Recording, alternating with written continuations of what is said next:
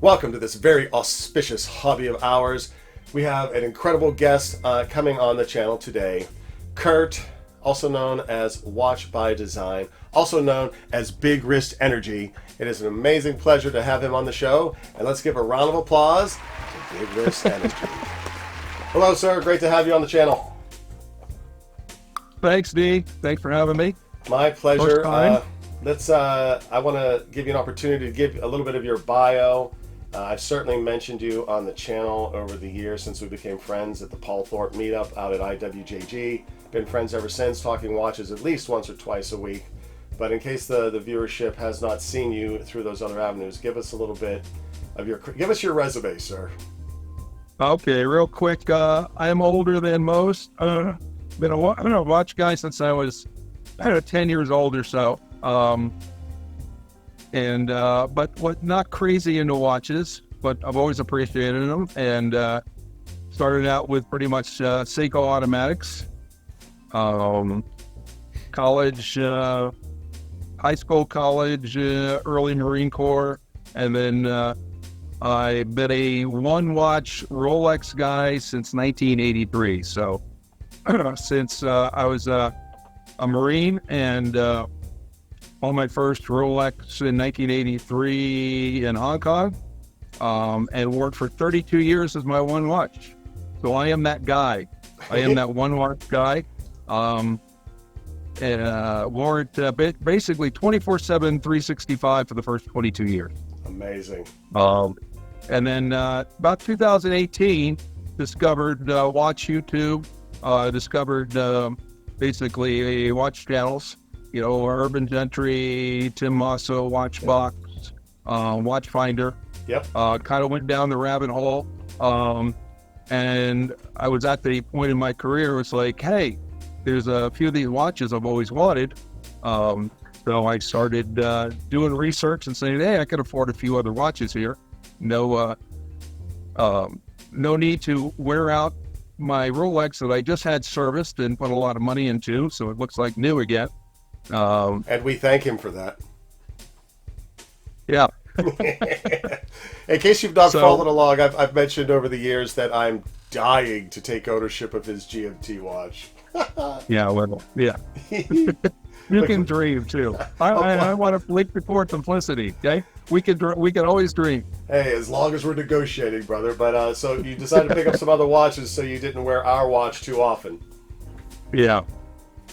No, and that's the kind of thing. A good thing about having a watch collection, so to speak, is I'm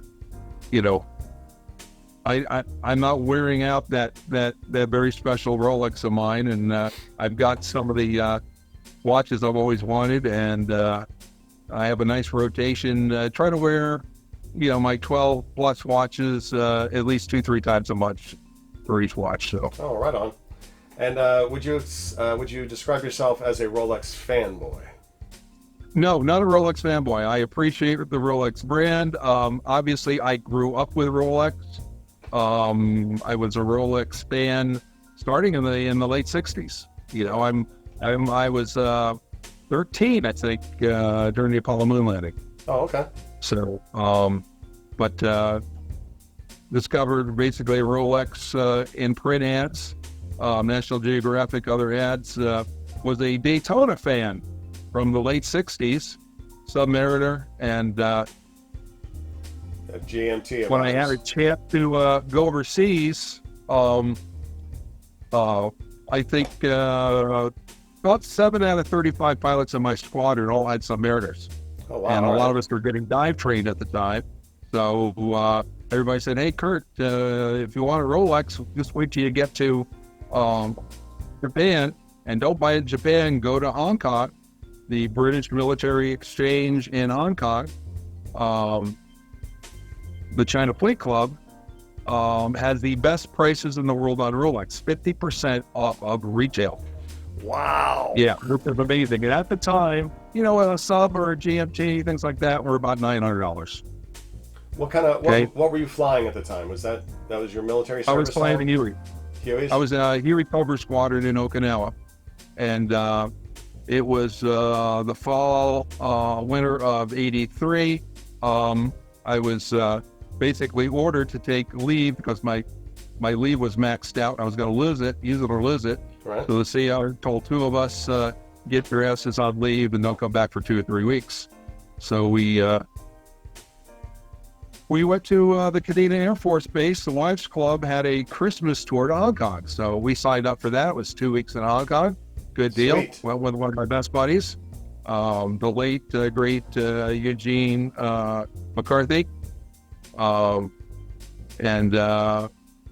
met up with a couple Marines over there. And I can remember going, it was December 26th. I went over to the China Fleet Club. And at the time, the Rolex dealer there was Artland Watch Company, which is still in business in Hong Kong. Mm-hmm. But they were the vendor there. And I walked in, looked at the Daytona at the time. It was a 37 millimeter, Right. a little too small for my 7.6 inch or so wrists. Yeah. Not an automatic. And I was kind of looking at the Submariner since I was getting dive trained, but I kind of rationalized. I called the sales gal, I'm a pilot, not a diver. Does Rolex make a pilot watch? Yeah. She brought out Let's a see Pepsi it. GMT. Good, like that. Brilliant. Pepsi GMT. Love it. And for those who don't argue with me, this is a 39 millimeter watch. Okay, it's not 40. Yeah. It's 39 millimeters. It's Okay? not 39.5. It's 39.2. If Okay. you really want to be technical, but it's 39.2. Typical Rolex. I mean, Yeah. I just watched the video where the new 40 millimeter Explorer One Mhm. is 38.9 inches. No, it's got to be 39 and change. 38 and change. Yeah, it's a 39 millimeter watch, even though they call it the 40. All right, I'm Yeah, going to have to pay a visit. Yeah, no, and take a set of nice plastic calipers Yeah, and check it yourself. I will. I have a nice set of digital plastic calipers, and 39, believe it or not, is a great. I mean, people say 39 is the perfect size, and Yeah. like I said, I have not only fair size wrists, but very large hands. I've got almost a 11-inch spread on my fingertips, which is bordering on Sasquatch level. But it's always felt good on the wrist. It looks good. I can wear 42, 43, no problem. Right. But you start getting toward 37, 38, and it looks a bit Little bit smaller on my puny. wrist. Right. Yeah, but 39 seems to be the sweet spot. But like I said, I have a lot of 42, 41 and 42 And millimeter one. you're a great appreciator of multiple brands. Brought him on the channel today as trying to get him into the loop on the channel, because I've been teasing him about having interviews with me, because he's lived twice the life of many people. And today what we're going to get into is a very specific subject around Rolex and Rolex availability. We're going to be weighing the sheer number of ADs out there, the approximate watches released year over year. We don't know for sure. And then that times that to the experience we're all having. And Curt has a little bit of angst towards the some of the YouTube set, who complains that there's a conspiracy. So with that framework, sir, why don't you give us your perspective on availability and conspiracy? Okay, so I ended up getting my retirement watch in 2019, December. Once again, on a trip to Hong Kong. I was American Airlines pilot at the time. Went to one of the flagship ADs boutiques in Hong Kong, Dixon's, in the mall there. Very big, Rolex only. And I already had been on the list for a Skydweller, which was going to be kind of my retirement watch, since I'm a pilot, fly the 777. Did a lot of research on the watch, figured that's going to be my retirement watch, because it just fit. Being a 777 pilot, it's a world traveler's watch. It's a great airline captain's watch. I love calendar complications. In fact, the second choice was the Master Ultra Thin Perpetual, ALC. 39 millimeter, great watch, but it's just with my lifestyle, it's only 30 meters water resistance. Great movement. they're not as rugged as a Rolex. You know, you've got a danger zone and adjusting that calendar. Yeah. Whereas the Sky Dweller, you don't. It's an annual calendar. I love the brilliance of the Sky Dweller's movement. So I had been on the list we have a boutique in San Diego. Okay. I knew the folks there well. They knew me. They knew I had my GMT master. Always welcome there. The one sales guy said, "Hey, Curt, we're going to get you a steel Sky Dweller for your retirement." Right. Well, didn't happen, at least by December. And I retired in about 8 months. And so I walked into Dixon's, and I was talking about the waiting list there in Hong Kong, and I pretty much knew the answer. If the wait lists are bad in the U.S., they're worse in Hong Kong. Yeah. Because that's where the Chinese go. Yep. And the Chinese, I mean, it's crazy. I heard stories from, I know a couple of the Rolex places there, and they told me that they had gotten some of their display watches in from Rolex. Couldn't sell them. They were real watches. They weren't display pieces. And a Chinese business guy would come in. They'd show him the watch, and he basically wouldn't take it off. I said, I buy this now. It's like, no, sir, you cannot buy it. We don't own it. Rolex owns it. Right. No, I have money. And I mean, they're laying cash on the table. And at least in one case, he said, we had to call security. Oh, wow. Because this guy would not take no for an answer. So basically the wait lists are even longer in Hong Kong. Okay. But then she turns to me and says, but by the way, we just got a black dial Sky Dweller in. Okay. And here's that watch. Yeah. It just came in about an hour or two ago. So this is the 31st of December, 2019. Okay. And she goes, I've already called the guy on it that was on the list, but he can't be here for hours, maybe not even today. I can tell you what, he probably won't be here in another 2 hours. Do you want the watch? Well, quick call to my wife, credit card, 30 minutes later, I'm walking permission out granted. With the watch. Well, if that was December 19, you were probably patient zero for the pandemic. And because you took that guy's watch and he probably struck out against us, right? December 2019, yeah. I think that's right. No. Yeah, who knows? I mean, I just right place at the right time, a little bit of luck. In fact, I was wearing my GMT master at the time, and she's like, let's write it up. Took the stickers off, put it on.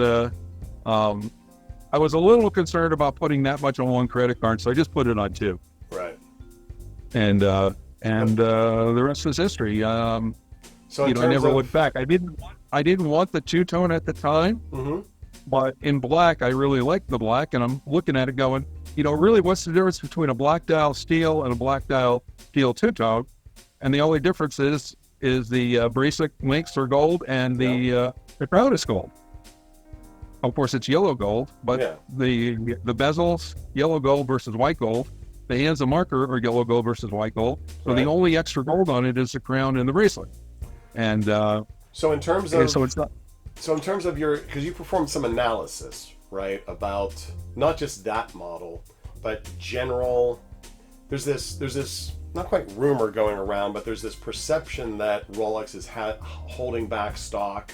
And so on and so forth. And I know you want to dispel that rumor a bit with experientially and your studies. Yeah. So fast forward to March of 2020, I'm at a trade show convention up in Reno, Nevada. And it was not a watch-related thing, but it was Safari Club International, so they do a lot of hunting and safari-type things. And I was looking to do like an African photographic safari with my wife. Right. And get some good deals, believe it or not, especially on the photographic ones. And I remember talking to a guy in the booth. He had a really nice Datejust on, two-tone Datejust. I had my Speedmaster on at the time. And he said, you ought to check out Gotterson's Jewelers. Brianne Demers, who's the CEO, is there. And she's got me she's got me this, she's got me that. Go talk to her. So I went on over to the booth, met this gal, young gal, met her husband.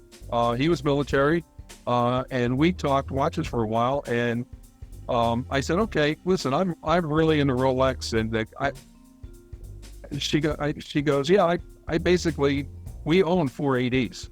I'm at Rolex working. I know Rolex. Yeah. I said, okay, I want you to answer all the questions that I hear from these YouTubers. First of all, Rolex availability, what's popular, what's hard to get. There's this myth that Rolex holds back watches. They have a big vault in Geneva. And when I said that, she laughed, rolled her eyes and said, Curt, okay, Rolex is a Swiss company, typical European, they get 6 weeks vacation a year, blah, blah, blah. But unlike most other watchmakers, Rolex works 3 shifts a day, 6 days a week. They work 3 shifts a day in their factory. And at the time, they produced 1 million. I think when the pandemic hit, they went down to 800,000 watches, but they quickly got back up to 1 million. Right. And she says, they are at production capacity. There's no secret vault. There's none of this BS. Right. Okay. It's simple supply and demand. And she alluded to the fact there are a lot of ADs out there, and it's it was just the point that the whole world not only had discovered Rolex, but now they had money. Okay? Yeah. So it was just that simple. And I asked her, okay, tell me the top 5 hardest Rolexes to get. Okay. And she goes, number 1, Blue Dial Sky Dweller. Number 2, Pepsi. Number 3, Batman. Number 4, Hulk. Number 5, Daytona. Now that's her really? ratings. Oh, wow. Yes, okay. surprised the hell out of me. Seeing Daytona at the end of that list. Yeah, and like I said, she basically said there's no great conspiracy. It is what it is. We get so few watches in, and it says we have 4 ADs. And we get calls. I mean, 100 calls a month for some Meritor, this and that. Yeah. And we're lucky to get 5 or 6 some Meritors a month. Wow. And so that kind of set me down the rabbit hole, and I'm a real numbers guy. Yeah. So I said, okay, let's take a look at this. Let's assume 1 million watches a year in a good year. All right, that's a good assumption. And I said, how many model lines are there? And I believe there were 15 at the time. Okay. It would be professional and ladies Datejust. not the ladies Datejust, but the Datejust, the non-professional line. Okay. I can't remember what to even call it. So I said 15, divide 15 into 1 million, and you get, how many watches, pretty much per model, if they produce an equal amount. Do they produce as many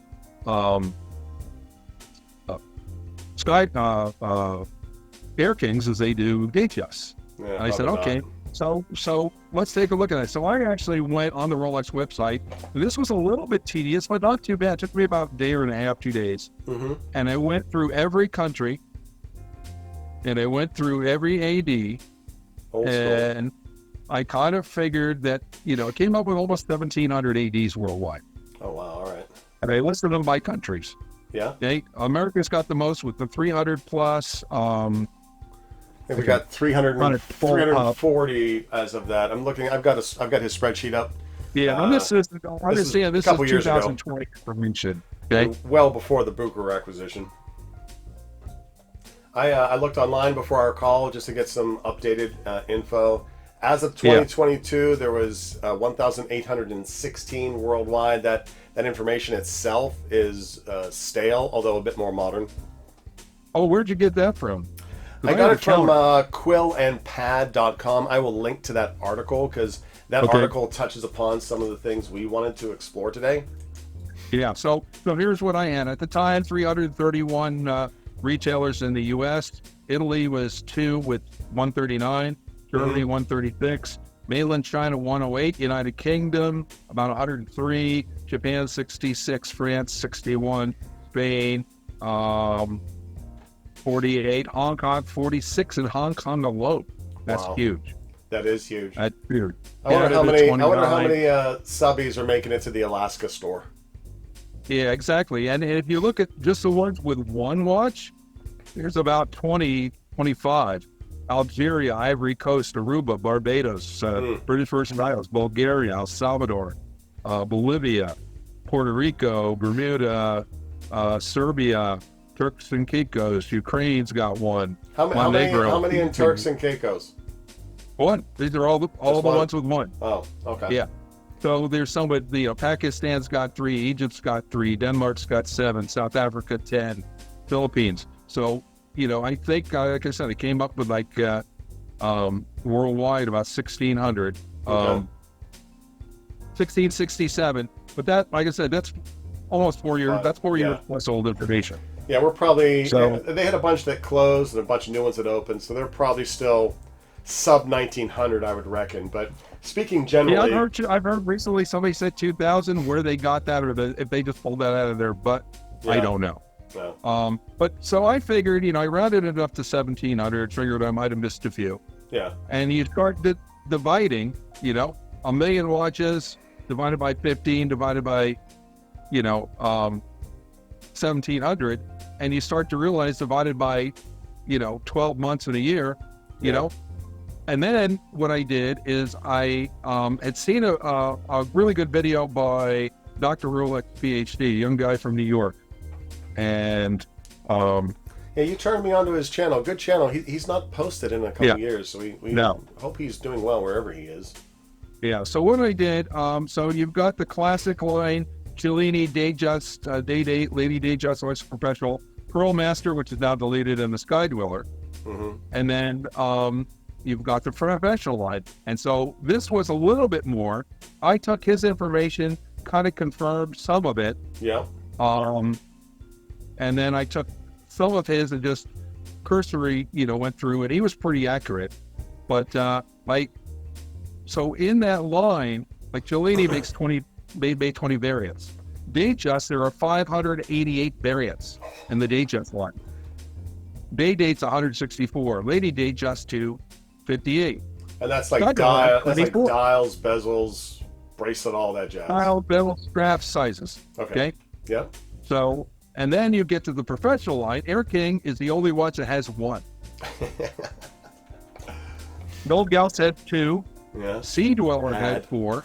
But Milgauss had 3, right? Black, white, and Z-Glass. At the time, there was only 2.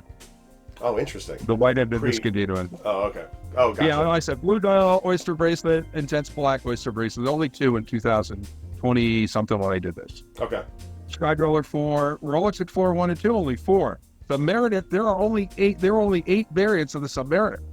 Precious and steel. If an dean is only getting 4 to 6 Submariners a month, and there's 8 variants, how many two-tone are they getting? How many bluesies are they getting? Right. How many Hulks are they getting?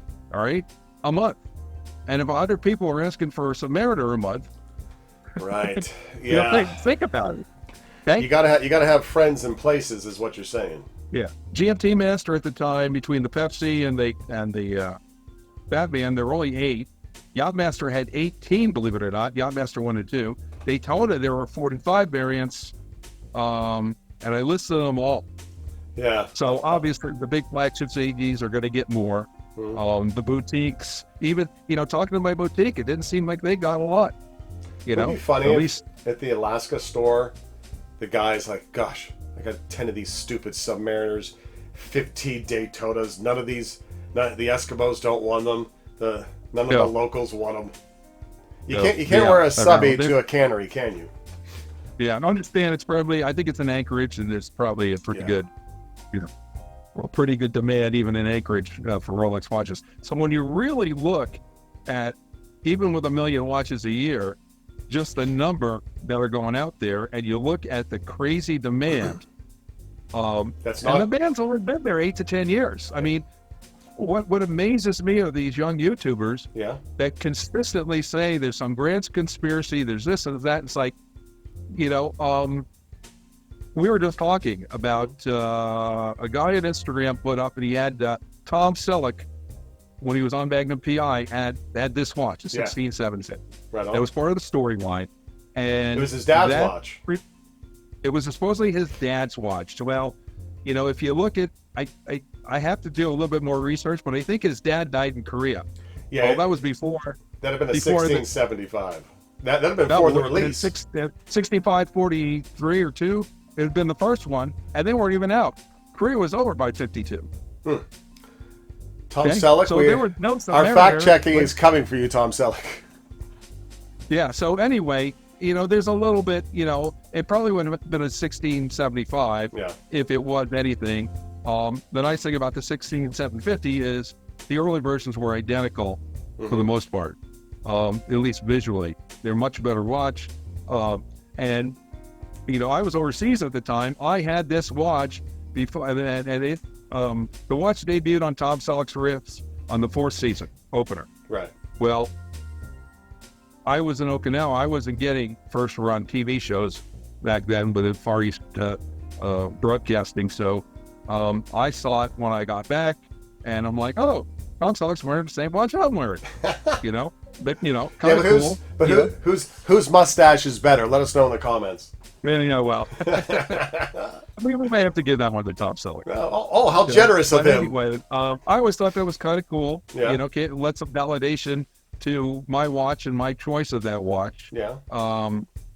But somebody made a comment of, boy, that must have cost him a year's worth of pay. I'm like, get a clue.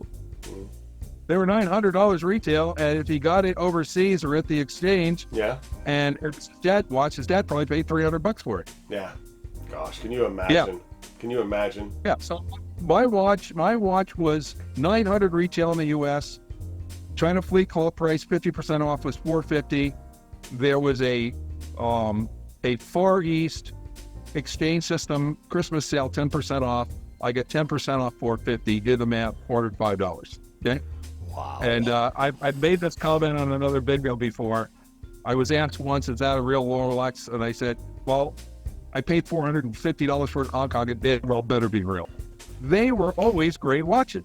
Okay? Yeah. They were desirable watches. And $900 for a Marine captain at the time was a good chunk of money, which is why, if you could save, 20% maybe in the Japanese exchanges, Right. but 50% in Hong Kong, I mean, that's why everybody told me, wait till you get to Hong Kong. Yeah. Get it there. Yeah.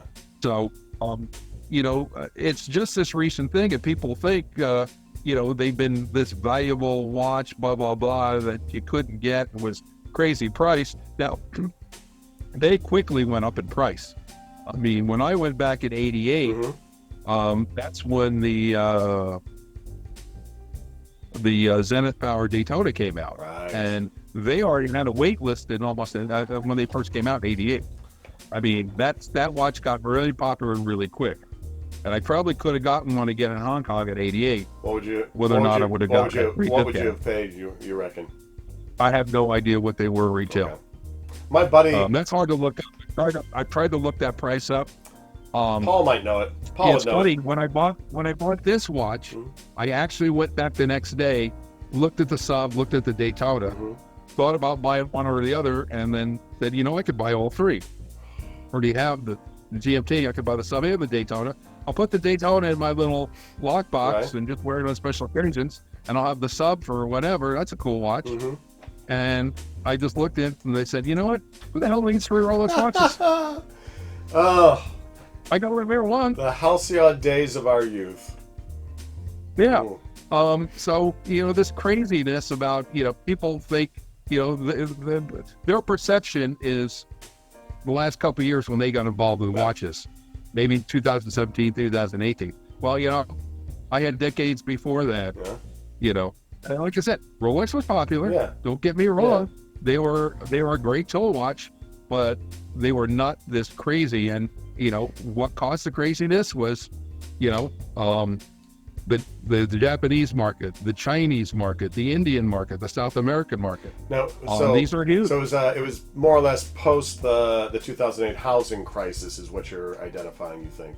I guess so. That that could be part of it. But were they crazy hard to get? Now I can remember a couple of years after I got my watch having it serviced, and it was already a couple $1,000s for the watch retail. Yes, I'm like, wow.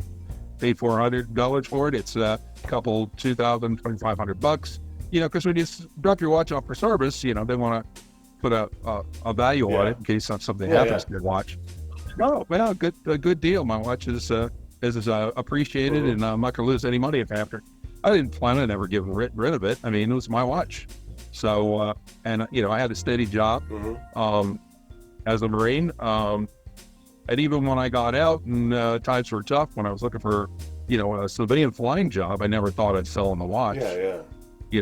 I met my wife in it.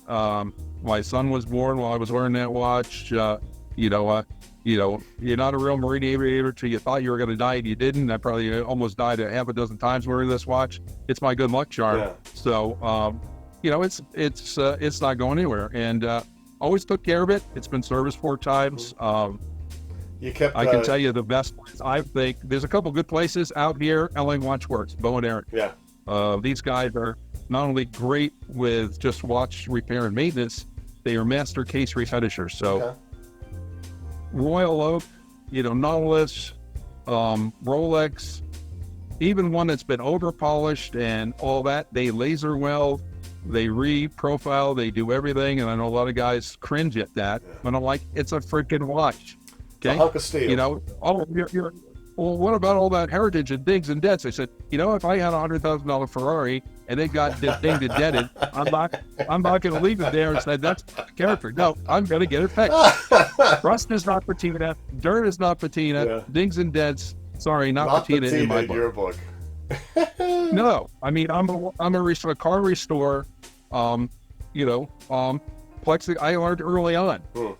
You want to keep it waterproof. Yeah. You throw the plexiglass crystal out every single time you have it serviced. A lot of people don't. You put a new plexiglass in and the seal. A lot of people don't know that the water ingress area is the crystal is the main. It's not the obviously not pushers, crown, plexi, all 3 of them got to be checked. Yeah, but hey, 24/7, 365, a shower every day. I've always lived within a mile or 2 of the ocean.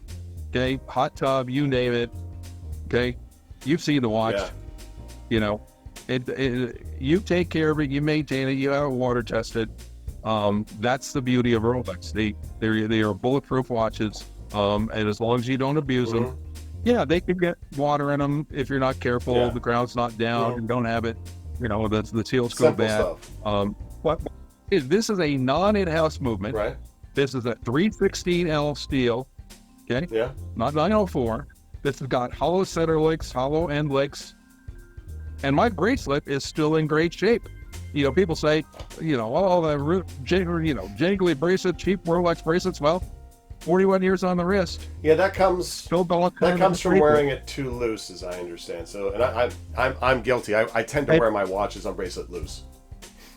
Yeah, and the new watches are great. I've got a 1140/60 2000. Probably one of the last of the old model Submariner, no date Submariners. And it's a tank. If mine lasted 41 years, it is in this creation. The new ones will last 80 years. Yeah. To get to the barrel. Okay, that's the difference. But I think but this was I was just talking to Mike Medjos of Watchbox. Yeah. And Mike's like, hey, back in the day, that was a quality watch. Yeah. Because he actually, he's had young guys that Watchbox feel 1675 or 16750 or 5513 or 1680, and they're like, this can't be real. This is cheap and flimsy. And he goes, no, that's real. No. That's what it was like back in the day. But isn't the most isn't the most important thing about that GMT, more or less, is making sure that the next person who owns and wears it also takes care of it?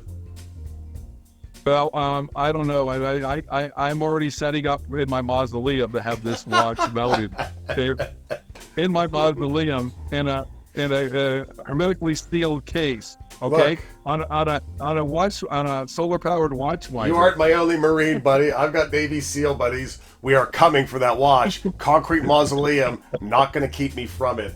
I want to honor your memory, sir. All right, so in summation, these YouTubers who are saying that there's a conspiracy that Rolex is holding back, unequivocally not true. They've got a new factory coming in 2025. Do they make as many? Could they not? make as many Datejust or Lady Dates, of course they could. If they just wanted to concentrate on Submariners and FCs and Dakotas, but that's not Rolex. Rolex says, okay, we gotta, if you break it up numerically, when you've got 588 Datejusts, Mario, you're gonna produce, 80,000 plus 120, 200,000, 300,000 Submariners when you only have 8 model lines. Yeah. Well spoken. At least that's what it was back then. I will be interested to see what happens to a volume of production once the new factories get up and running. I should talk with Tim Masso on this, and Tim and I both agree. At least the time, Rolex could not double; they could probably triple or quadruple production, 4 million watches a year, and there'd still be shortages. A hard time getting. No. Now, whether or not that's going to stay the same. It is what it is. But I look at it, and then it's like, oh, Rolex is boring and all that. I said, Rolex doesn't owe you a watch, okay? Rolex is successful in what they do, evolution versus revolution. They don't have to do all these innovative things to sell more watches because they sell every one they can make. Yeah. So get used to it. It's too bad, so sad. Cry me a river. With a dweller, and I agree with Andrew Morgan, who I've talked to about this thing. Watchfinder.